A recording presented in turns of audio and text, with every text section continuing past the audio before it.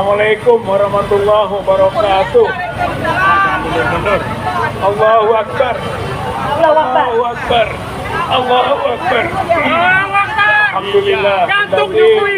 Anzala sakinata fi qulubil mu'minin yazdadu imana ma'a imanihim walillahi junudu samawati wal ard wa kana Allahu aliman hakima. Asyhadu an la ilaha illallah wahdahu la syarikalah wa asyhadu anna Muhammadan abduhu wa rasuluh. Wassalatu wassalamu ala Rasulillah wa ala alihi wa ashabihi wa mawalah. Saudara-saudara seiman seperjuangan, alhamdulillah kita berkumpul bersama di depan kantor Bawaslu ini mengenang peristiwa tragis pada tanggal 21-22 Mei 2019 saat Pilpres terjadi saat itu. Kita ketahui bahwa peristiwa itu telah menjadi peristiwa yang mengenaskan bagi bangsa dan negara Indonesia. Tidak bisa dilupakan, untuk itulah kita mengenangnya.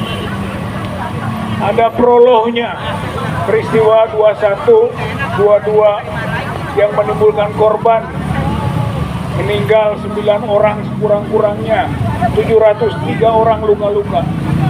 Itu ada prolognya. Prolognya adalah politik licik yang dikembangkan oleh Joko Widodo pada Pilpres 2019 itu. Kelicikannya pertama adalah bahwa apabila pilkada wali kota, bupati maupun pilkada gubernur tingkat provinsi, kalau petahana mau maju itu harus berhenti. Tapi ini presiden petahana yang maju lagi tidak berhenti. Berarti itu kelicikan karena dia bisa menggunakan fasilitas negara, TNI, Polri, birokrasi, pengusaha, bahkan dana-dana negara pun digunakan untuk kepentingan pemenangan pemilu. Ini adalah kelicikan. Kelicikan kedua yaitu otak-atik angka.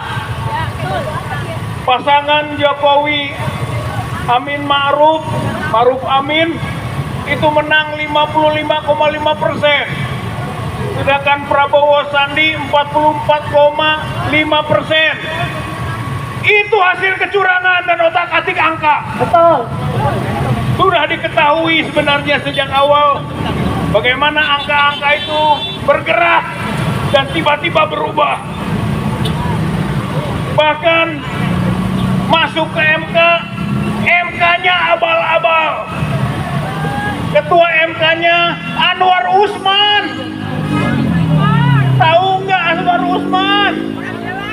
Yang nantinya jadi suami Hidayati, jadi adik iparnya Joko Widodo, Paman Gibran.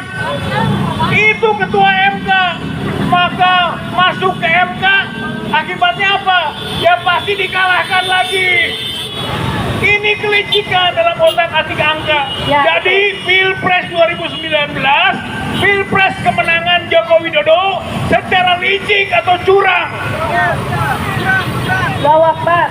Yang kedua, karena curang dan licik, maka pendukung Prabowo kemudian kecewa dan melakukan aksi demonstrasi, termasuk di depan Bawaslu ini, karena kecewa atas kecurangan itu.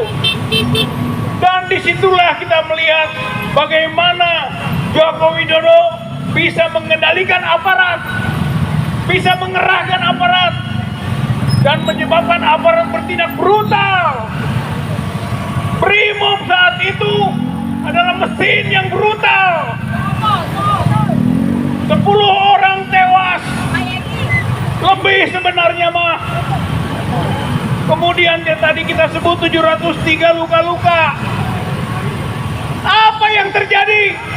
10 orang brimob ditangkap, diproses, tapi dihukum ringan. Hanya dihukum hukum pelanggaran disiplin, dikurung 20 hari, ditunda kenaikan pangkat, dan tidak boleh melakukan pendidikan, ditunda pula waktunya. Artinya ringan sekali, setelah itu bebas, bebas, bebas. Membunuh anak-anak kita, bebas. Ini kezaliman rezim Jokowi saat itu.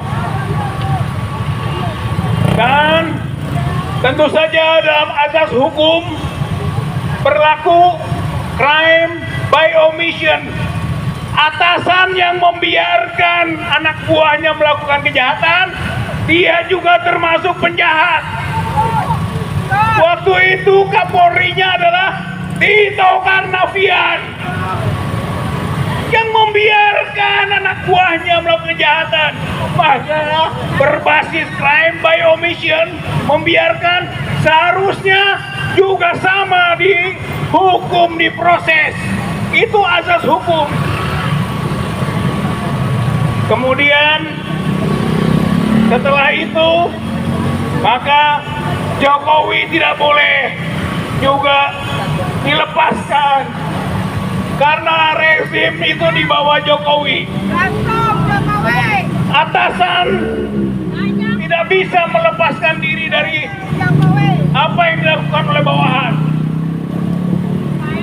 Jokowi bukan hanya dosanya berkaitan dengan pembunuhan anak-anak kita 22 Mei ini. Tadi sudah disinggung, hampir 900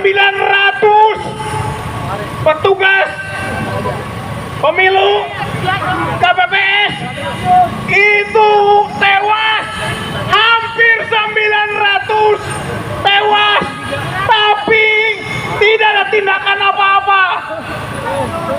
Tidak ada tindakan apa-apa. Ini kejahatan kemanusiaan, crime of humanity, kejahatan kemanusiaan ini. Jokowi adalah pelanggar HAM berat. Pelanggar HAM berat itu hukumannya mati, saudara-saudara sekalian. Waktu itu berlaku KUHP lama. KUHP lama pasal 11-nya mengatakan bahwa model hukuman mati bisa digantung. Ya, gantung, benar. Pasal 11 KUHP lama yang saat itu terjadi dan dipakai, itu mereka yang dihukum mati bisa digantung. Maka sebenarnya gantung Jokowi. Gantung Jokowi. Gantung Jokowi. Itu hukumannya. Sudah sangat layak. Yang ketiga, selanjutnya adalah bahwa kita mendukung Prabowo pada waktu itu. Gantung Jokowi. Mendukung Prabowo, tapi Prabowo tidak peduli terhadap peristiwa ini. Aman. Apa harga nyawa, harga materi, pengorbanan tenaga dan waktu dan sebagainya. Tidak ada perhatian yang serius, malahan menikmati. Setelah itu dia menjadi menterinya Jokowi. Menterinya Jokowi. Jokowi pengkhianat, Jokowi curang, mengalahkan dengan cara licik, mau jadi menterinya. Ini juga adalah pengkhianatan. Pengkhianatan terhadap para pendukung, pengkhianatan terhadap rakyat. Oleh karena itu, bagi kita 22 Mei adalah hari kejahatan Jokowi dan hari pengkhianatan Prabowo. Mau tobat atau tidak saat ini? Usut kembali, bongkar kembali peristiwa 21-22 Mei ini. Karena ini adalah tragedi nasional, bahkan tragedi kemanusiaan yang tidak bisa dibiarkan. Bongkar, bongkar, bongkar, bongkar kembali. Hukum dengan benar mereka yang melakukan kejahatannya. baik itu pelaku di bawah maupun mereka yang di atas yang membiarkan peristiwa ini terjadi. Hari ini tanggal 20 Mei, Hari Kebangkitan Nasional. Saatnya rakyat Indonesia, bangsa Indonesia bangkit. Bangkit mengembalikan kedaulatan rakyat ini. Ayo bapak-bapak, ibu-ibu, mama, ayo para kiai, ayo mahasiswa, ayo santri, ayo buruh, ayo bangkit, bangkit, bangkit. Tegakkan kedaulatan rakyat. Jangan biarkan oligarki menguasai negeri ini, menjajah negeri ini. Jangan sampai ini menjadi presiden buruk bagi kita ke depan. Hari ini hari kejahatan Jokowi. Hari ini 21-22 Mei, hari pengkhianatan Prabowo. Oleh karena itu, ayo bangkit, bangkit, bangkit, bangkit, bangkit rakyat Indonesia. Kembalikan lagi kedaulatan rakyatnya. Allahu Akbar. Allahu Akbar. Allahu Akbar. Allahu Akbar. Allahu Akbar. Allah bersama kita. Nasrun minallah wa fathun qarib. Kemenangan itu dari Allah, pertolongan dekat. Maka Allahu Akbar, Allah Maha Besar, menolong para pejuang-pejuangnya untuk tegaknya kebenaran, keadilan, dan kejujuran di negeri ini. Wassalamualaikum warahmatullahi wabarakatuh.